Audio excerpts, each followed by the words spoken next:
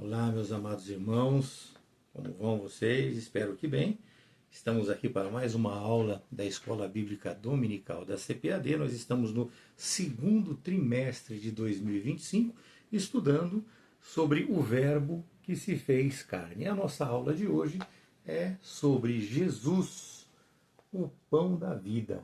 E hoje nós estaremos falando sobre estas questões. A nossa sugestão de texto para esta aula está em João 6, de 1 a 14, meus amados. João 6, de 1 a 14. Mas vamos dar uma olhada nesse contexto para nós podermos entender um pouco melhor toda essa completude, né?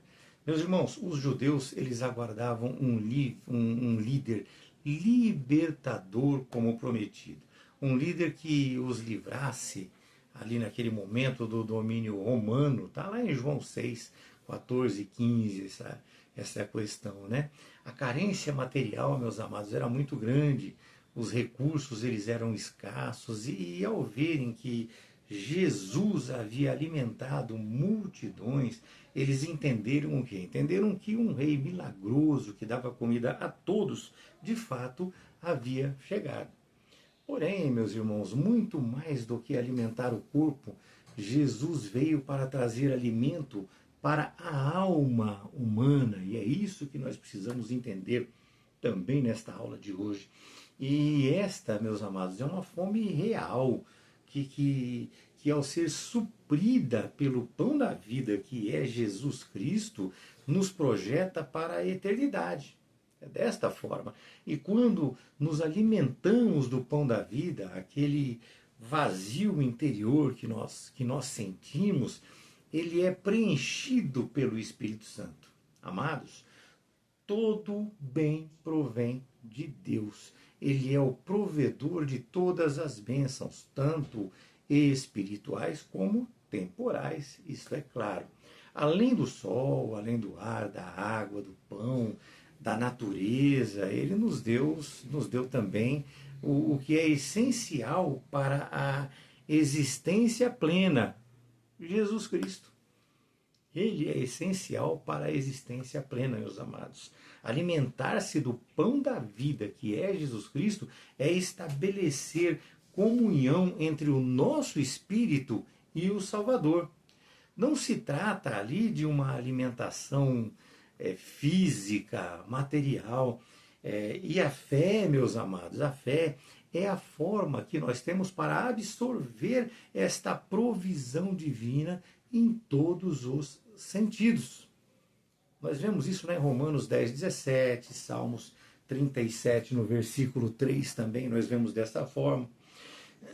Mas eu escolhi para os irmãos dois textos que deixa isso muito claro. João 6, versículo 48, ele diz o que? Ele diz, eu sou o pão da vida. E João 6 também, no versículo 51, ele diz, eu sou o pão vivo que desceu do céu. Se alguém comer deste pão, viverá para sempre. Este pão é a minha carne, que eu darei pela vida do mundo.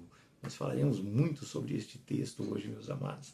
E assim fica claro que crer no sacrifício de Jesus, ter fé e buscar conhecer e viver a sua palavra é o alimento espiritual necessário para que nós consigamos seguir em contínua santificação.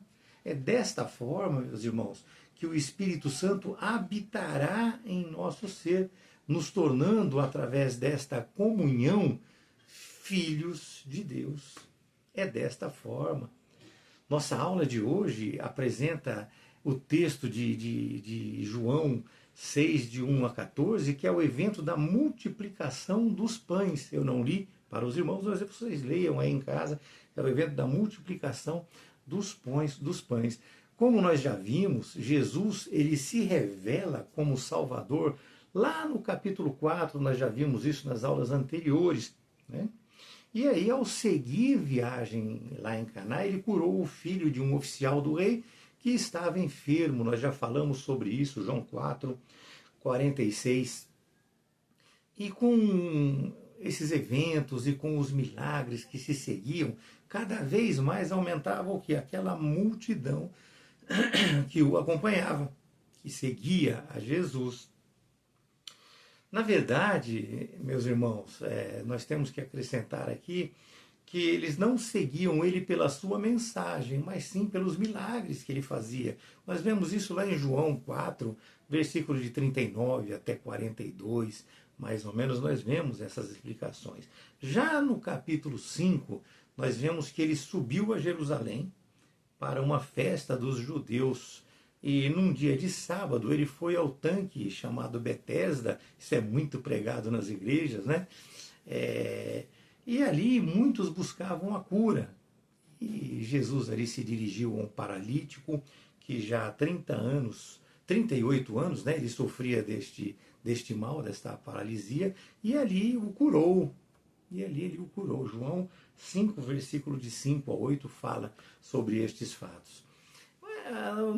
O que acontece é que naquele momento ele foi questionado pelos fariseus e pelos escribas. Por quê? Porque ele operou esta cura em um dia de sábado.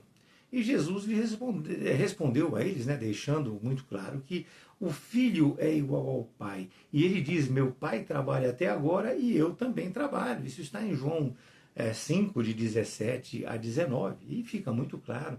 Nós vemos também no versículo 16 e versículo 18 que isso encheu de ódio, meus amados, os fariseus e os escribas, que intentaram matá-lo. E assim ele resolve voltar para a Galiléia, e aí ele foi para Tiberíades, que é onde deu-se o evento dos pães, da multiplicação dos pães. Isso está lá em João 6, no versículo, a partir do versículo 1. Né? E o texto sugerido, meus irmãos, ele apresenta a narrativa de um dos seus mais notáveis milagres, quando ele alimenta uma multidão de homens, mulheres e crianças com 5 pães e 2 peixinhos. E é através desse milagre que Jesus ali percebe a procura deles apenas por seus milagres e curas, e não pela sua mensagem. Né? E nós vemos também que existe, inclusive, um período de tempo entre a sua estada lá em Jerusalém e a sua viagem para a Galiléia. O seu discurso em Jerusalém, como falamos no início, ocorreu, segundo alguns estudiosos, durante a Páscoa, no capítulo 5, e já este evento no capítulo 6, quase um ano depois, também na Páscoa, né?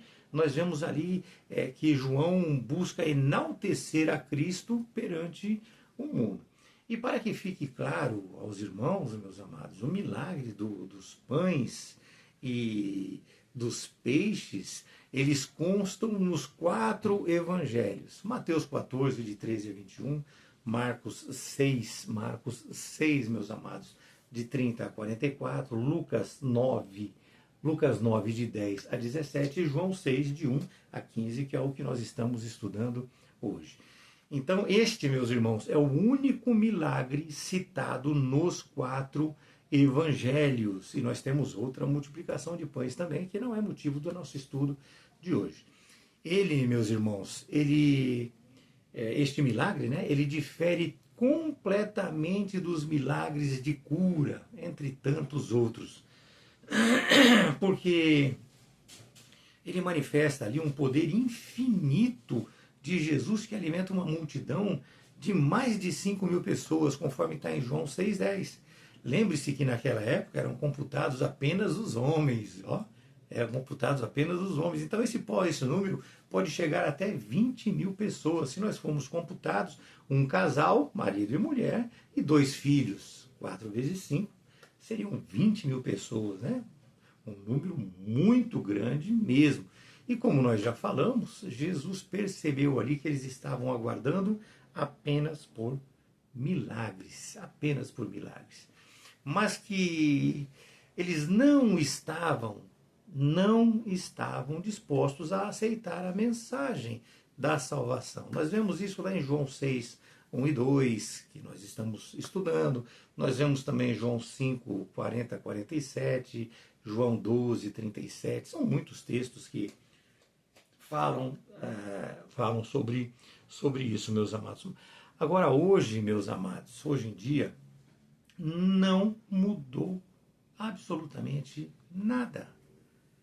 Não mudou absolutamente nada, meus irmãos. As pessoas desejam ser alvos de milagres, elas buscam benefícios materiais, buscam ter o seu ego preenchido, eles querem ouvir aquilo que lhes convém, sem, no entanto, aprender e aceitar de fato a palavra de Deus. Na verdade, isso é um contraposto a todo o propósito de Deus para os homens desta terra, não é verdade? O propósito dele, meus amados, é transformação. Né? É transformação. Ele quer apresentar os milagres através de Cristo para honrar a Jesus. Ele traz e apresenta os milagres para honrar a Jesus, para comprovar a sua mensagem, para comprovar também a sua identidade como Filho de Deus e Salvador. Nós vemos isso lá em Lucas 2,11, Lucas 5 também, 5 de 1 a 21, meus amados. Nós vemos em Lucas 10, 25, em Lucas 11, 42 também, nós vemos este texto falando sobre esse contexto. Para que isso fique expresso, meus amados, o amor compassivo de Jesus Cristo, ele vem a nós e nós não o aceitamos. Eles não aceitaram e muitos nesta nossa geração também não aceitam. Marcos 8:2 fala sobre isso, Lucas 7, de 12 a 15 também, Atos 10, 38. Né? Esses textos, eles apresentam a vinda do reino de Deus e a oportunidade de salvação através de Cristo. Tá? Leiam lá Mateus 11:2, isso vai ficando muito mais claro, conforme nós vamos contextualizando, isso vai ficando muito mais claro. Amados, certo é que mesmo sabendo a intenção daquela multidão, Jesus teve compaixão e assim ele curou enfermos e os alimentou a todos. Mas mesmo assim, eles não admitiam como Filho de Deus. Eles não o admitiam como Filho de Deus.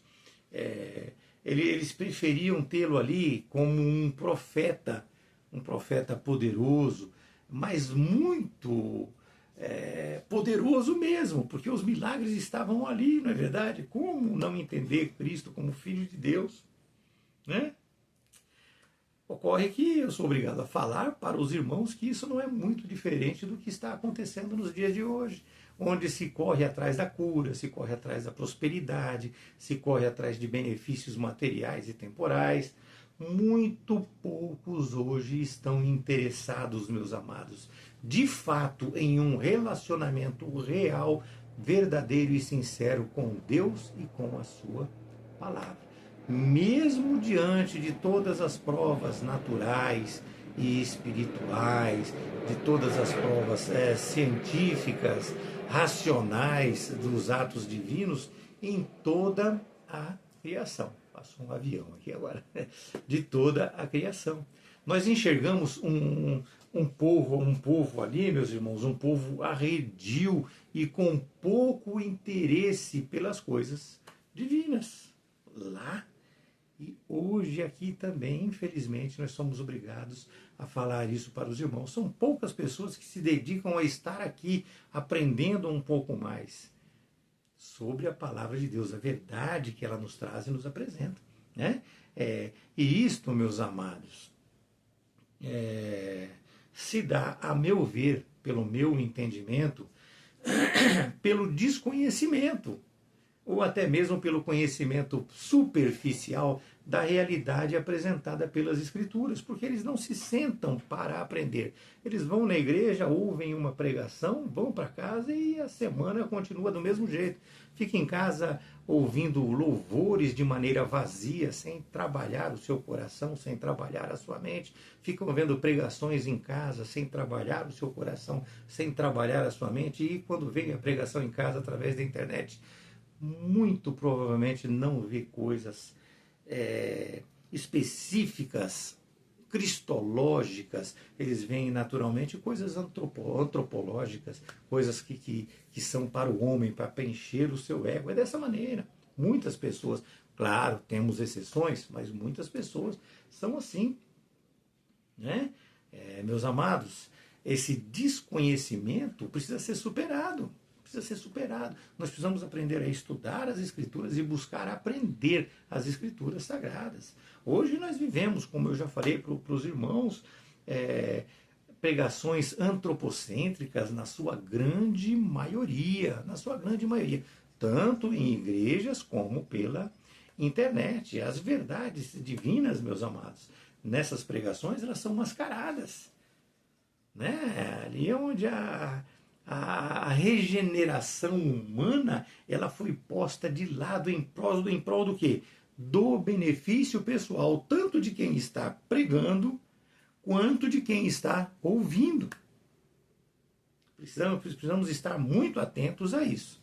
Mas voltando, João 6, meus amados, versículos 5 e 6, lá nós vemos que Jesus, conhecendo a necessidade do povo, ele ultrapassa a lógica humana. E assim ele multiplica 5 pães e 2 peixes que um menino tinha. E com isso ele alimenta toda aquela multidão. Está em João 6, no versículo 11. João 6, no versículo 11, meus amados. Que diz assim: Jesus tomou os pães e, havendo dado graças, ele distribuiu aos seus discípulos e os discípulos para os que estavam assentados. E do mesmo modo os peixes, né? O tanto quanto eles queriam.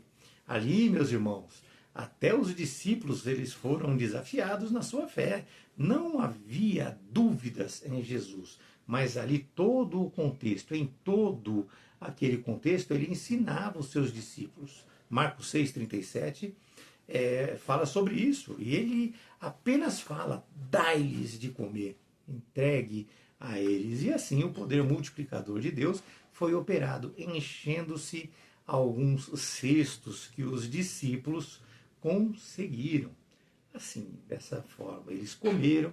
A multidão ali percebe que depois dessa alimentação, depois naquela noite, eles percebem que Jesus havia ido para o outro lado do mar de Tiberíades. Isso está no versículo 23 e 24. E esse povo foi e o seguiu, foi atrás dele.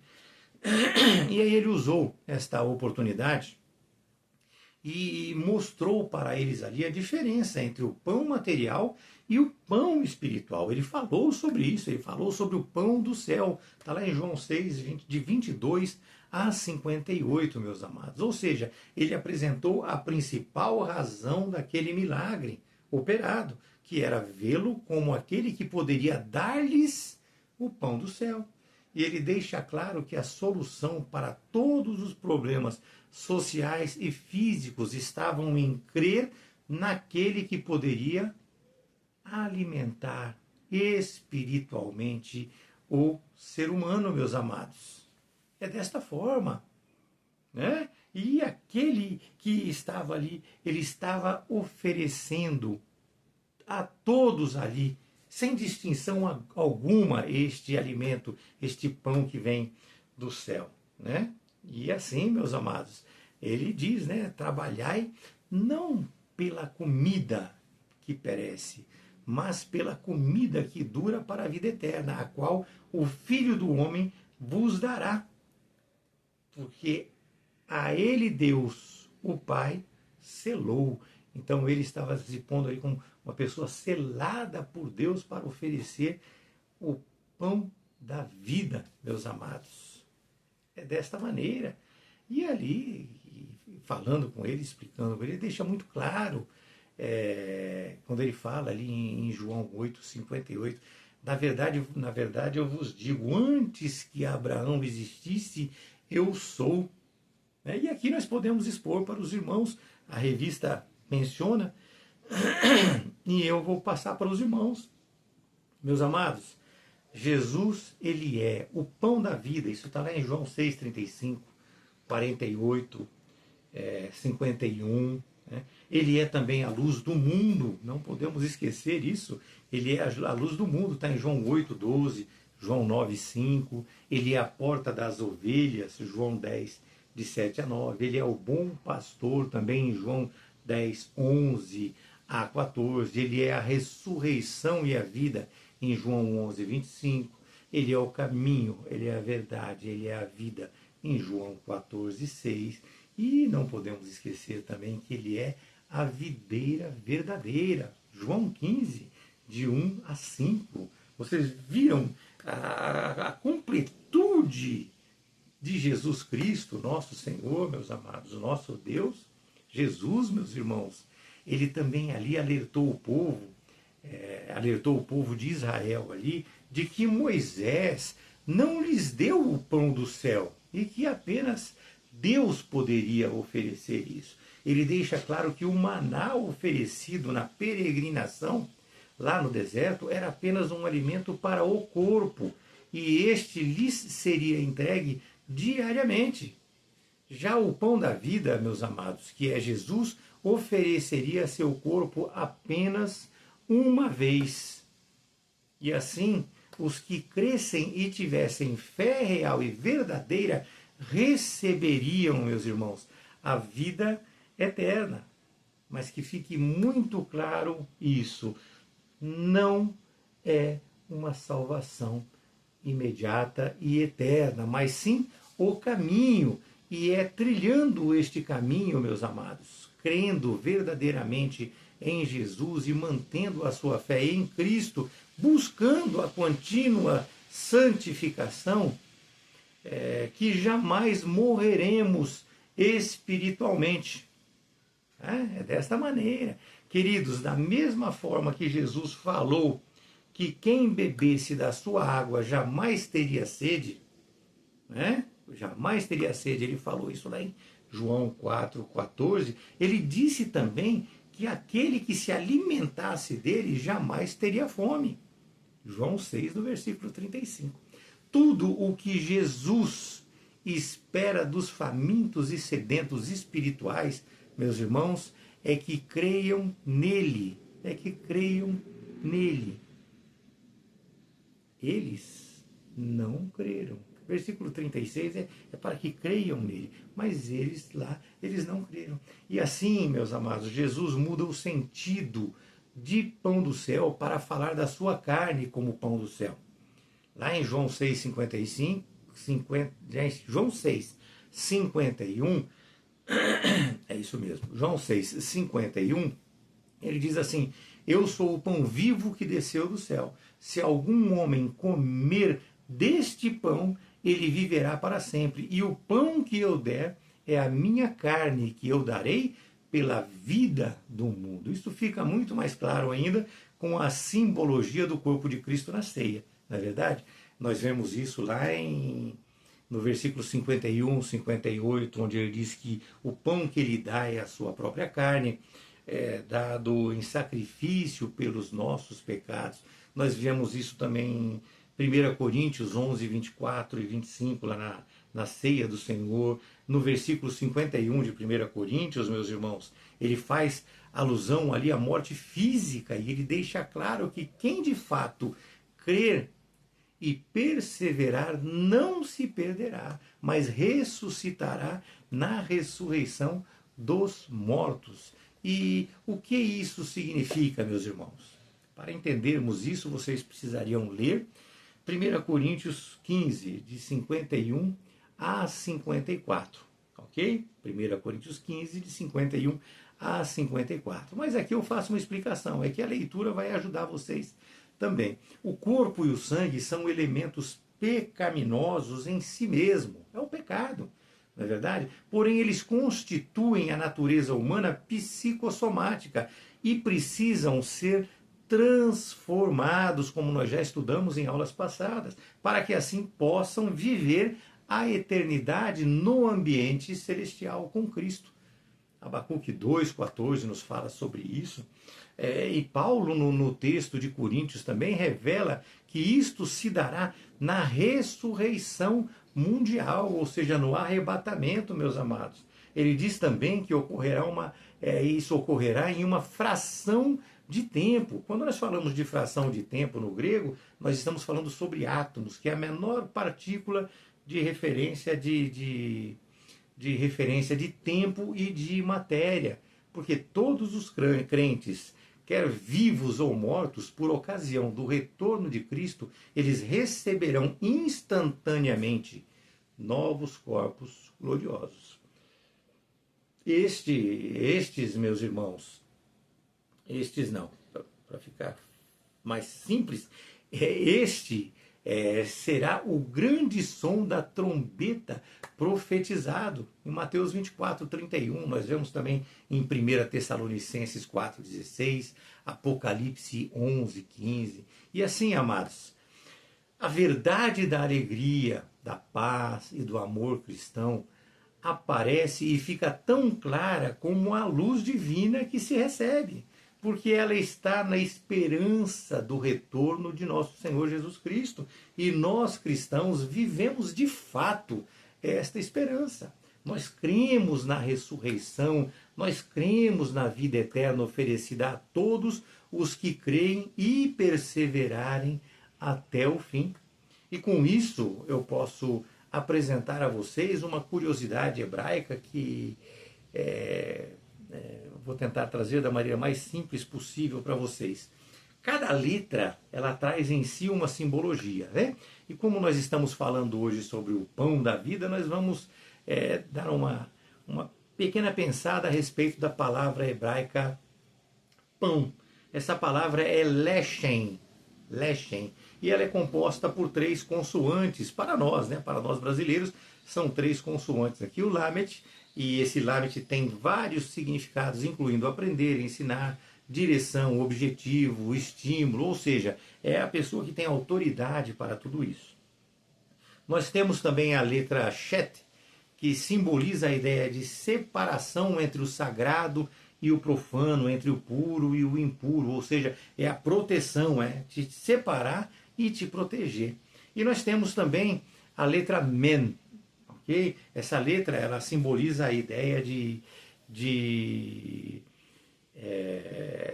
traz uma ideia, uma relação assim com a água, traz uma ideia com a maturidade, com aqueles sentimentos calorosos. Assim, vamos trazer isso para um novo nascimento. Então, vejam, meus amados, o significado maravilhoso em hebraico da palavra pão. E o estudo de hoje, pão da vida, que é nosso Senhor Jesus Cristo. A palavra pão, meus amados, apresenta Jesus como uma autoridade que veio para nos dar proteção e nos alinhar aos céus, dando para cada um de nós este novo nascimento. Nós já estudamos sobre o novo nascimento na aula número 2, se eu não estou enganado.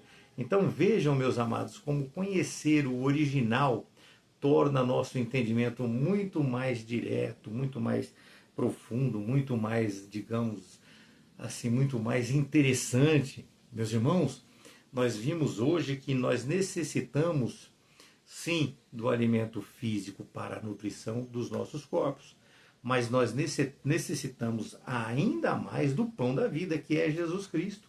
Ele é o único caminho espiritual, meus amados, para que nós possamos ter acesso a Deus. Portanto, quando Jesus se coloca como pão da vida, ele quer dizer que ele veio como autoridade, ele veio com autoridade, meus amados, para preparar e proteger a todos os que nele creem e que, passando por este novo nascimento que foi apresentado na aula número 2 para nós, meus amados, sigam em frente neste caminho de santificação, que é continuada até o momento da nossa glorificação. Essa santificação, meus amados, sem ela ninguém verá a Deus. Nós já falamos sobre isso.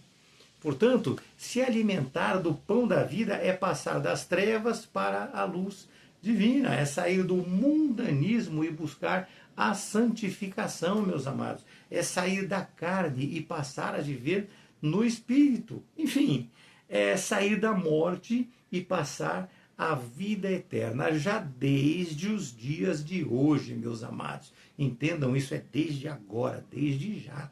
Amém?